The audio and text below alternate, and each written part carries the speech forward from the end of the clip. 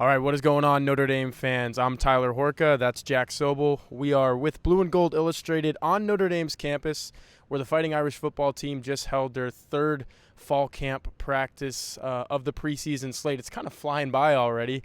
This is the end of the week. We won't see these guys until Monday, so we'll tell you what we saw on the practice field today. Kind of started out with some special teams, which we hadn't seen the first 2 days. We watched on Wednesday and Thursday. Spencer Schrader is this team's presumed starting kicker, the USF transfer. How do you look today, Jack? Yeah, you look pretty good. Schrader, we counted, made 6 of 8 field goals with the first team kicking unit. Michael Vincent, the long snapper. Dylan Devyn, am I pronouncing that right? Yep. Is the holder. He made 6 of 8. One miss was a short one, slightly left. One miss was a longer one, pretty wide left. Longest kick made, I believe, was a 49-yarder you had. Yep. So good start. Zach Yoakum is the number two kicker right now, and we'll see how that develops throughout fall. Yeah, Schrader looked pretty solid. 6 of 8, and these were all pretty lengthy kicks. I want to say at least half of them were 40 plus. They started at the 45, kind of worked into the 30-yard range, and then worked back out. And he did make a 49-yarder. I did see that, witnessed it with my own 2 eyes. Some things we also witnessed today. Deion Colzie back at practice. Blueandgold.com reported yesterday that he missed Thursday's practice with the migraine, so nothing too serious there. I know those can be pretty painful, and you don't want to go through that. But he was on the practice field today, repping with the wide receivers. This is still a really healthy team from what I've noticed. And Al Golden, we actually spoke to him after the practice today, and he kind of alluded to the fact that it's nice to have everybody at full health. Jaylen Sneed is another guy that he mentioned on the health front. What do we know about Sneed in the week that he's had? Yeah, Sneed's had an up and down week. You know, we saw him bite on a couple play fakes in practice. In practice on Wednesday. Thursday, we didn't see him in the media viewing portion. Golden alluded to him being a little bit dinged up, just being precautionary with that. But Golden, made a point to emphasize that Sneed had a great day in practice today. We couldn't see most of it. We saw him cross training with the Vipers, which we thought was interesting.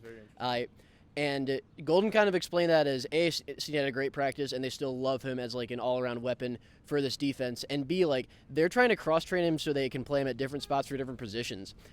On the way Golden put it, and this quote really stood out to me, is it's dangerous for an offense if you see Sneed or anyone lining up as a threat, as a pass rusher on one third down, and then dropping back into a cover 2 zone on the next third down. They'll line him up all over. They'll try and get him reps alongside their graduate linebackers, and we'll talk about them more in a sec. But good end of the week for Sneed.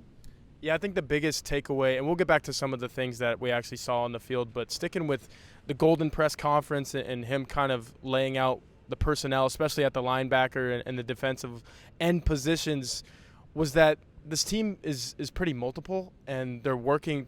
If you see Maris Leofau at will linebacker one rep, he might be a rover the next rep. And Al Golden was asked point blank, hey, have Jack Kaiser and Maris Leofau switched positions? Is Leofau the rover now and Jack's playing more of will? No, these guys just kind of play all over. And I think it was interesting that Al Golden said they kind of know when to switch. It's based on base defense. And obviously when they're in a nickel package, there's only going to be 2 linebackers on the field. But Golden doesn't really have to say, hey, this is the guy that's coming off, this is the guy that stays on, or you need to be on that side of the field on this play, on that side of the field on the next play. These guys are graduate student linebackers, and they know what they're doing. So obviously there's been a lot said on message boards and social media everywhere about the talent level of this group. That's one thing. I get it. You want to have national championship caliber linebackers, and in certain situations, I think these guys can be that. And another thing that J.D. Bertrand said today was they're getting closer to that level because they're in a second year with the same defensive coordinator. There's a lot to be said for that. So I think the comfort factor is there. Maybe you see the talent level rise up because of that. Again, we'll get back to more of that press conference, but just a couple more things that we saw on the field today. I thought it was really interesting to see Chancey Stuckey. I always love watching him and the way that he coaches. The balance drills that he has these wide receivers go through, I mean, it's insane. Imagine hopping on one leg for about 5 seconds and then not knowing when he's going to say, all right, now get off the line and go run a route. So I think that there's a lot of concentration that comes with that. There's a lot of balance that comes with that. you're working muscle fibers in those legs that you need to get off on routes. He's an excellent coach. I think the wide receiver group is in really good hands, especially with Chris Tyree in that group. Like I said, Deion Colzie getting back to full health. A couple running backs that I want to highlight on before I let Jack talk about the defense a little bit. Jadarian Price, who's been, from what we saw Wednesday, probably this team's number 2 running back. I think he looks excellent. There was an acceleration drill that the team did today, and really an angling tackling drill for the defense, kind of twofold there. The quarterback just throws like a real quick swing pass to a running back or a tight end, turn upfield, and then the linebacker or defensive back has to angle that guy out. And they're not tackling. They weren't wearing full pads today. But the acceleration I saw from Jadarian Price to get up the field and pass the would-be tackler, insane. He hasn't missed a step from coming back from the Achilles injury. I think that's really a big thing for Notre Dame. Secondly, Devyn Ford, the Penn State transfer, I think he's looked really good as well. Some of that burst, some of that acceleration as well. So if you have some personnel, some guys that stood out defensively, and I don't know, they're not doing a whole lot of drills that can tell you a whole lot, but who are some guys that you saw today that were like, okay, that he's showing something? Yeah, no, for sure. I kind of looked at the free safety position a little bit because, Brandon Joseph gone from Notre Dame last year. The veteran options right now are DJ Brown and Ramon Henderson. Just kind of trying to see which one looks faster, which one looks like they're more ready to play right now. I thought Brown looks overall better than Henderson right now, which makes sense. He's been the one almost exclusively running with the ones. Henderson is a taller, thinner guy. Brown is a little more defined physically. And Henderson would need to make that up with his speed, but Brown just looks a little bit faster right now.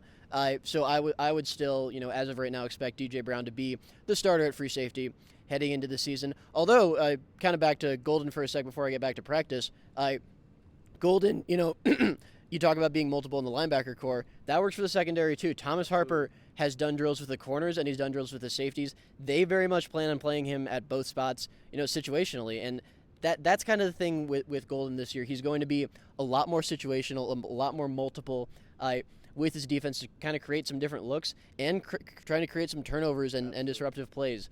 There's going to be a lot more deception, both with scheme and personnel, with this Notre Dame team. Back to the field, kind of stood out to me in defensive line drills. Al Washington really getting on some of those talented freshmen that we've seen from Notre Dame. Guys like Boubacar Traore. I'm so sorry if I butchered that name. It's a tough name, but probably better than I would do. Yeah. Brennan Vernon, Armel Mukam, who kind of stood out to me on day one of practice just for like how much he's grown since he was. Yeah, he's a massive guy. He's kind of getting on them. They were doing like a pass rush move drill, trying to turn a corner. And Golden was like, hey, veteran guys, the freshman just messed up. Coach him up. He's really trying to develop those guys and coaching them hard just like he would the veterans. When we walked in for the interviews, which is what we'll finish with here, a couple minutes on what we heard from these guys, I saw Sam Hartman literally throwing passes to Benjamin Morrison while we were waiting for the interviews to start. So this is a guy that just wants to be around the football, and I'm not surprised that he had 6 interceptions last year because he just goes and gets it. So really special player. I'll end my portion of this with Max Bulla, the graduate assistant linebackers coach, whatever you want to call him. That is a heck of a pickup for Notre Dame. He was at Alabama for the last 3 seasons, was there in 2020 when Alabama won its last national championship, so he has that experience. He called Nick Saban coach today in context, and he had to clarify, yeah, that's Coach Saban, by the way. So he's on coach name basis, or whatever you want to call it, with Nick Saban. I thought that was very interesting. The guys love him. Al Golden loves him. His grandfather, maternal grandfather, I believe it is, Jim Morse. For all of you diehard Notre Dame fans who are watching this, I presume that's all of you guys. 1950s running back. I have to go look up his stats, obviously. It's been a few decades before I was even born, obviously, in the 1950s. But Jim Morse is Max Bulla's grandpa. He said his recruitment came down to Michigan State, which is where he ended up going to. He's a Traverse City kid, so that's home to him. But he also said home to him is South Bend, Indiana, because he's a Midwest guy. He grew up going to Notre Dame games. He says he pretty much goes to one Notre Dame game a year because of his grandfather, who's still alive. I think he said he's 87 years old. So just a really cool connection and just a really good football coach. I think Max Bulla, look for a story on him at blueandgold.com this week, because just what he brings to this program, I don't think you can say enough about it. I'm going to try in an article this weekend, but he's an excellent coach. Jack, just in terms of wrapping up really quickly what we heard today from Al Golden and the linebackers. Yeah, my main takeaway from the linebackers, and once again, you'll see an article about this on blueandgold.com this afternoon. The dynamic in the linebacker room is a strong one, because as much speculation there is, and there is a lot of it on that message board, Freeman and Al Golden have made it very clear that Leofau, Kaiser, and Bertrand are the starting linebackers. No ifs, ands, or buts about it. The younger guys will play, particularly Sneed, in those certain situations. But the graduates are the starters. They're very happy with that group right now. They're very comfortable with that group running the defense. But that group is also, they're balancing, improving themselves and keeping themselves on the field with kind of being mentors to young guys. Kaiser in particular was asked, you were Indiana Mr. Football, 6 years ago.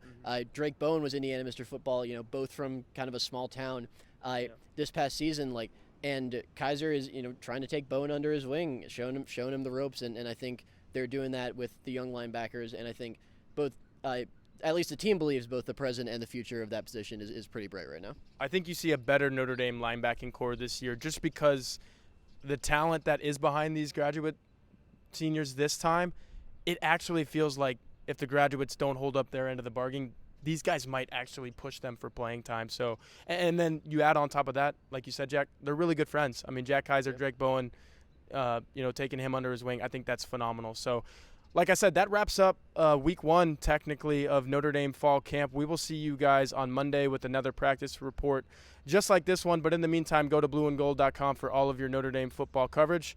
We'll see you guys on Monday.